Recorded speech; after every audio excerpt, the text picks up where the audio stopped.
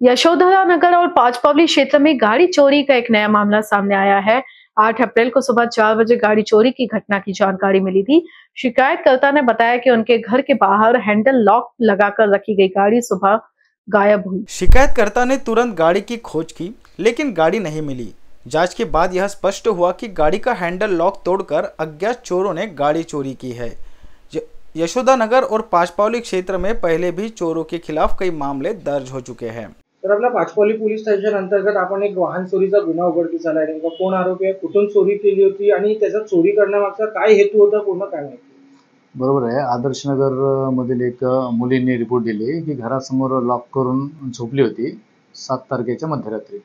त्याच्यानंतर 7 तारीख ते 8 तारखे पहाटे दरम्यान सकाळी उठल्यावरती गाडी चोरीला गेली होती। ती तात्काळ आमच्याकडे फिर्याद दाखल केली। त्या अनुषंगाने डीबी पथक पाठवून आपण शोध घेतली।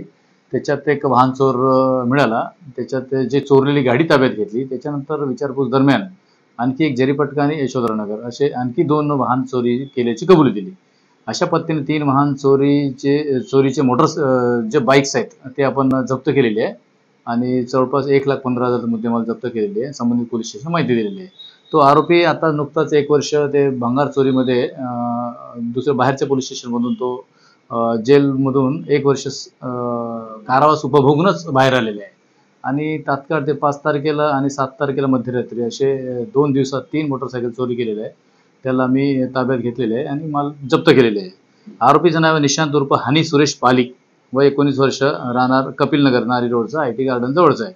तो सध्या आरोपी कस्टडीत आहे आणि ही कारवाई चोरी करण्याच्या मागे उद्देश आम्ही एकंदरीत त्याला विचारपूस केली असते। तो गांजा पिण्याच्या सवयीचा आहे, त्याला सवय लागलेली आहे। त्याची सवयी पूर्ण करण्याच्या भानगडीत तो चोऱ्या करायचा, जिथं पेट्रोल संपलं तिथं सोडून द्यायचं आणि दुसरी काहीतरी चोऱ्या समारे करायच्या, अशा पद्धतीच्या वर्तणुकीचा आहे।